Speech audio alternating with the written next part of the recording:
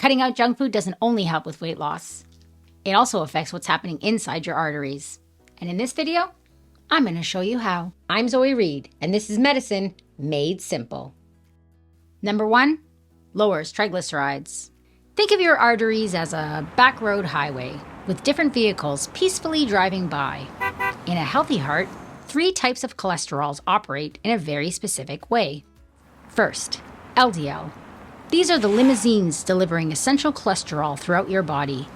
LDL helps make hormones like estrogen and testosterone. It also plays a role in producing vitamin D. Second, HDL. These are the highway patrol.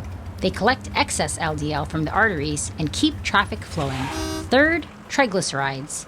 These are the oversized trucks. When too many show up, they wreak havoc on your heart. Processed junk foods like chips, candy, and packaged meals send a flood of these oversized trucks onto the road.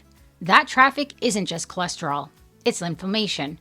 And the more inflammation you create, the more these trucks break down the highway itself. Simply cutting back on processed foods reduces these triglyceride trucks, lowers inflammation, and lets your arteries repair. Number 2, lowers inflammation. Remember we said LDL is important? It helps make hormones like estrogen and testosterone, and even plays a role in producing vitamin D. But when you eat too much processed food, that LDL goes AWOL. Instead of being helpful, it can turn destructive. It's no longer the elegant, law-abiding vehicle it once was. Now, it becomes oxidized, tangled up with calcium and biofilm, and begins to build up. These reckless limousines whip through your arteries, crashing into each other, damaging the walls of your blood vessels. Meanwhile, processed foods drastically reduces the number of HDL cleanup crews. Fewer patrol cars means less LDL is cleared from the highway, and over time, that's a recipe for disaster. And if that weren't enough, eating processed foods also leads to an overproduction of triglycerides. Now imagine cargo trucks barreling through an already congested highway, a highway that's already full of accidents. That's the aftermath of oxidized LDL.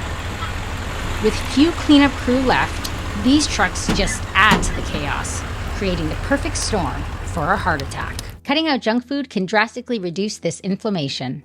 Less junk food means less oxidized LDL, less triglycerides, and calms this over-congested highway. Speaking of a perfect storm, now would be the perfect time to blow through that like and subscribe button. Number 3, lowers insulin resistance.